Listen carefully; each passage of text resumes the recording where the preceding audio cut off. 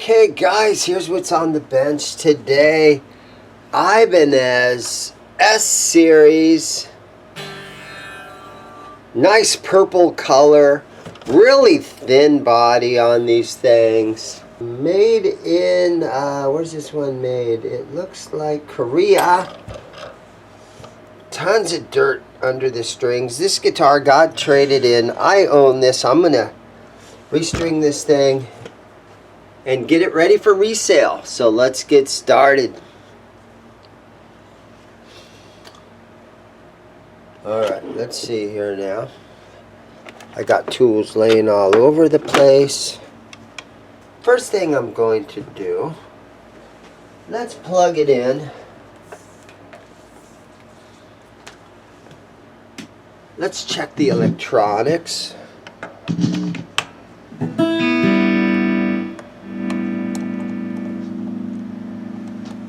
Okay, this is loose right here. Alright.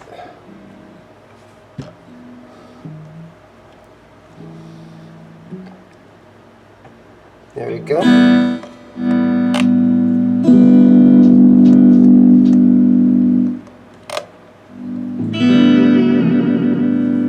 Very nice. Cool guitar. I love how the input jack is in here, the barrel jack. It's all concaved and everything down in there. Alright, we're going to pull the locking nut off of here. The string locks. Get these out of the way. Seems like every guitar that I do has a Floyd on it. I got a lot of Floyd Rose stuff in the store. This one got traded in. It's been a couple of weeks ago now. Alright, where's my trem blocker at?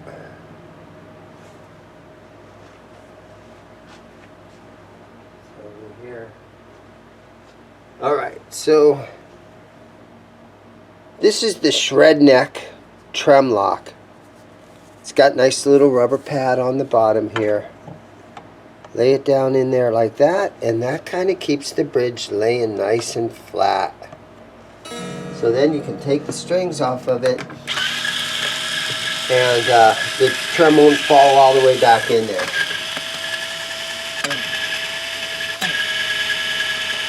I can see a little bit of dirt or something. The fretboard seems really dry.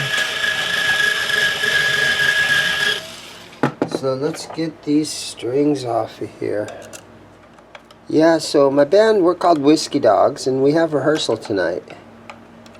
And living here in Phoenix, we've almost taken the whole summer off because it's so freaking hot that, you know, the places that we practice, it's like it's just hot out. It kind of unmotivates you. But we have a couple of shows coming up that we have to stay, you know, we have to stay tight. If you take too much time off, you start to get a little bit sloppy. You start to get a little bit rusty. So we have a gig in Hollywood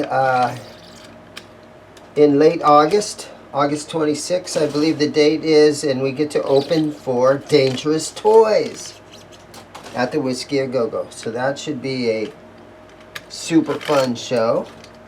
I think it's a Saturday night show. And then back here in Phoenix in November, we're opening for, believe it or not, Black Oak, Arkansas. So, yeah, I'm a bass player in the band. And, you know, I have to do these YouTube videos and I play this strum guitar. I'm not much of a guitar player. I've been a bass player my whole life. So it's a little tough sometimes having to play guitar in front of the whole world on YouTube. But I do my best. Alright, so this is my fretboard guard. You lay this on here like this. And I like to take a little bit of 1000 grit sandpaper. And I hit these frets, if I can fold it over and get it to work with me, I like to hit these frets with 1000 grit sandpaper. It's because this is effective, and it's easy, and it's quick, and doesn't cost me any money.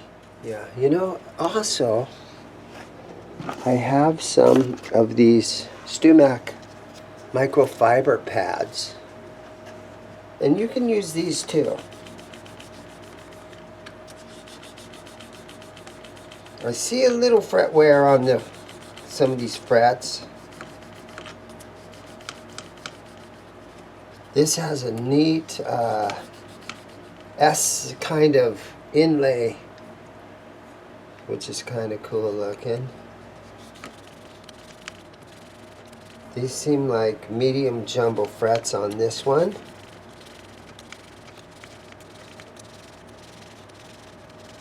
And this micro mesh is like a 2000 grit or something. It's very soft. And you can just sometimes, if you want, you can just go ahead and hit it like this. The fret ends on this one feel nice, but it's not going to hurt anything. You go ahead and hit these fret ends like this. Smooth those babies out a little bit. Slightly, very so slightly, rounds the neck off a little bit.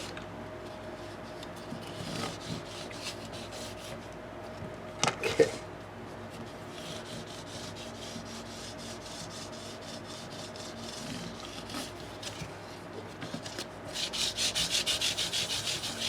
Just shining them up.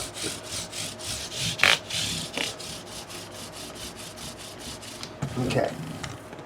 Now let's see what I got for the little bit of lemon oil. Okay, let me grab a rag. Okay, now let's just put a little bit of lemon oil on here. There we go. That's way too much, but that's okay. And I just take a corner of a rag. We just spread this on. Let it hydrate. Clean it up. Polish the frets. Yeah, there's some fret wear on this guitar. Wonder if I should try to knock these frets down a little bit. Because if you see right here, let me see if I can show you guys. Got some fret wear on those first couple of frets.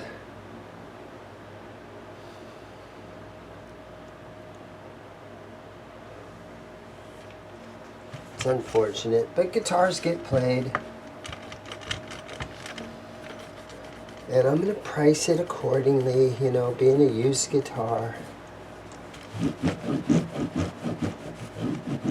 These bring about $300, somewhere in that neighborhood.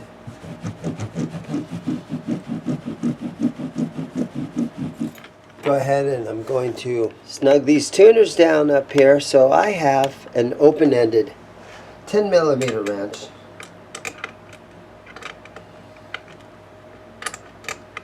Make sure these are nice and not over tighten them. You don't have to get crazy. But it helps tuning stability to have these things tight. There we go. Oops. There we go. Then these tuner buttons, you can snug these down a little tiny bit. Don't get crazy on them because the little plastic washer that goes between the tuner and the tuner button, they will break if you snug those too tight. Those little plastic washers in here, these things will break. So be careful when you tighten these down. Okay, so there's something else that's bugging me on this guitar. These pickup screws. look really rusty, or actually they're gold, and I don't know why they have gold pickguard screws in here, but I'm going to try my best to find some chrome ones or some black ones. You got 2 black ones here, you got 2 chrome ones there. Let's get these weird gold things out of here.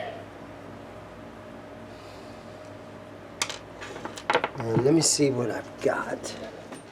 Alright, so I've got like 10 of these little tiny trays full of random screws and stuff. And I think I've got a couple here that are a better look than those gold ones that were in there. So maybe that one's just a little bit bigger. I don't know.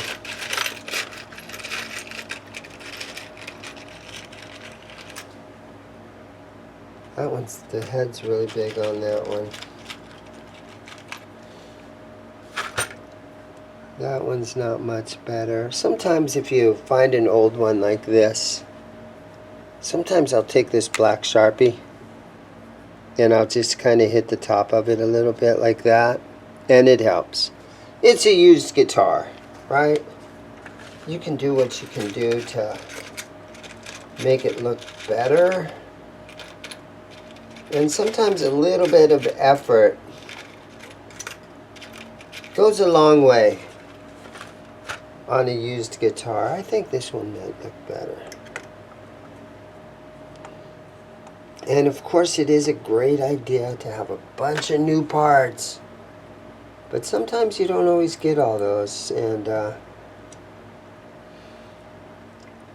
you know, the trick is to make them look best as you can.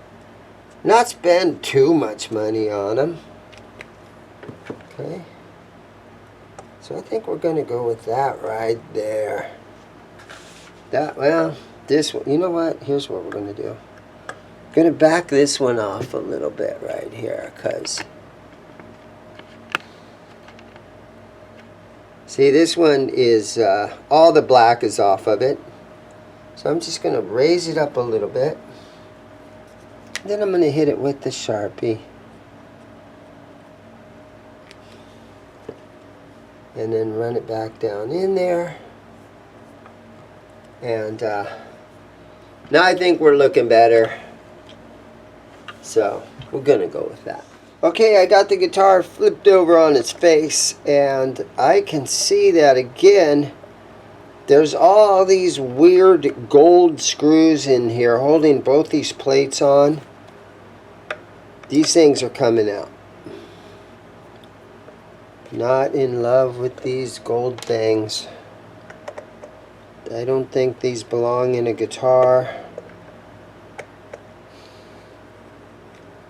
These are super weird looking.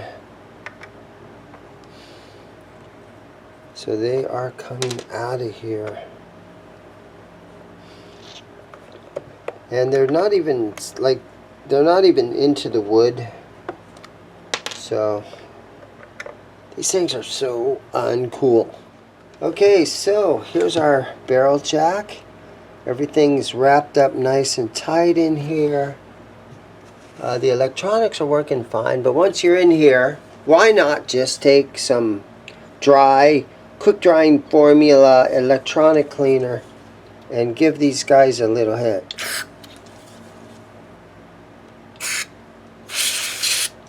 Just to keep those things clean. Any possible dust that might be in them, get that stuff out of there. Okay, so I don't have any black. Well, I got a couple, but all I have are chromes. And I'm just going to go chrome on the back. So much better. I'm going to leave this off until we get it all strung up. But I think now is that time. Let's get some strings. And you know what? I got a company that reached out to me.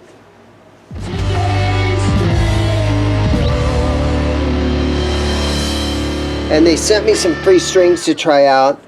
These, today's string choice, La Bella Electric 9 through 42. Now you guys in the comments, let me know what you think about this brand. Should I order Libella strings? I see they're all in the package. I'm hearing stories like these strings were used so long ago. This is what guys like, you know, B.B. King and Chuck Berry and all those dudes from way back in the day, they use these things. The tradition string making dates back to the 1640s in Italy. Let me know what you guys think about Libella strings. I'm wondering if I should make an order of Libella strings and start selling them out of my store. Tell me what you guys think. Okay, I see it's got a little notch right here that you can, there we go. And then in the packaging right here, it makes it quick and easy to see that our E-string is blue. I'm going to set this right here. And so here's our blue E-string. And this is a 42 gauge.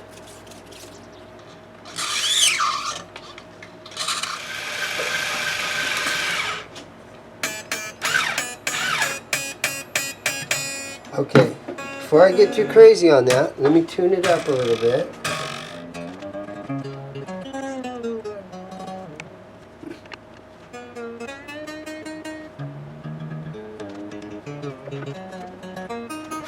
Okay, I can move this string trem block out of the way now. And it's a half step down, and the Floyd looks like it's setting nice and flat. So we just got to stretch these now, knowing that these, one already flew out of the block there. But you don't want to over tighten these either. You can get in trouble doing that.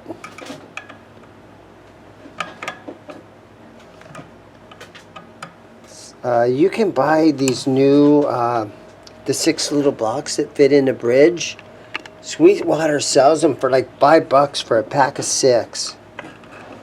And I've done that a couple of times. I might even have a pack of them around here that I bought the last time I bought some from Sweetwater. And sometimes you just got to replace those. And it'll keep your, because guys over tighten them and stuff. It'll keep your strings in there nice and tight. This is maybe borderline needs a new set.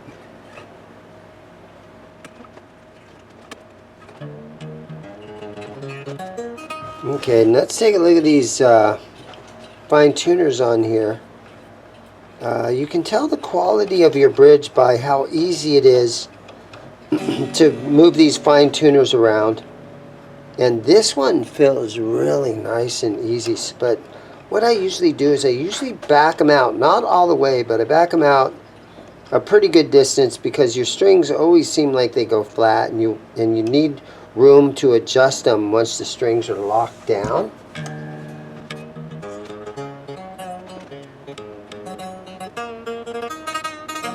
Okay, and when you set and just play it a little bit.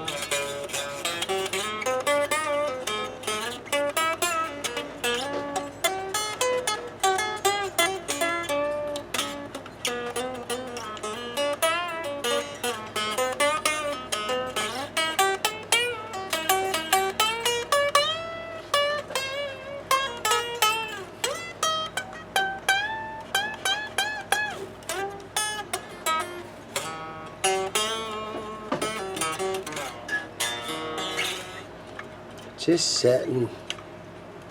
Stretch these babies out. Brand new guitars come out, and guys play them and they won't stay in tune, and they send them back.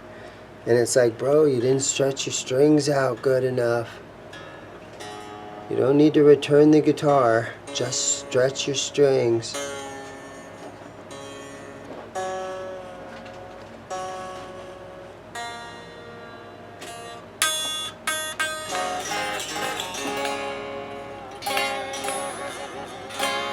Okay, we're looking pretty good on this one.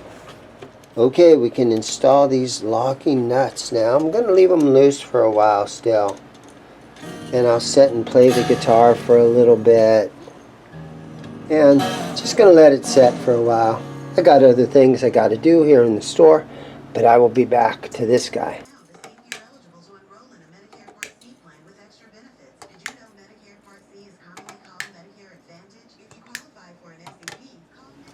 Okay, the truss rod cover is off. 3 screws holding that in there. Make sure you have the right wrench. That one looks like it went on there nicely. So I'm just going to snug it tight. Ooh, about that much. That right there probably made a big difference.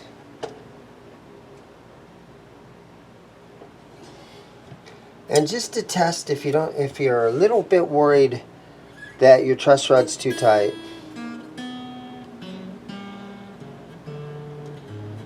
test the first fret. See if the string's fretting out. It's almost borderline fretting out right there.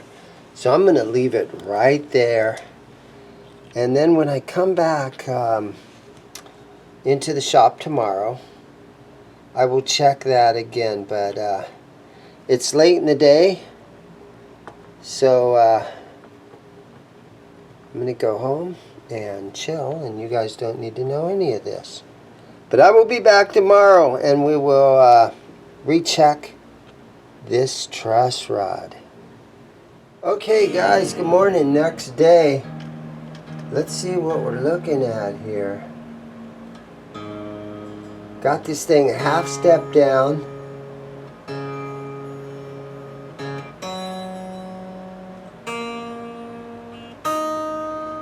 And it looks good, so I'm going to go ahead and tighten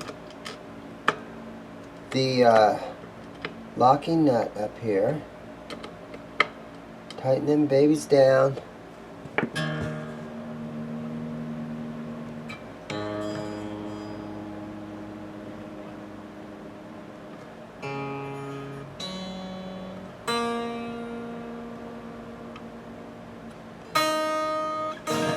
This thing's a nice guitar.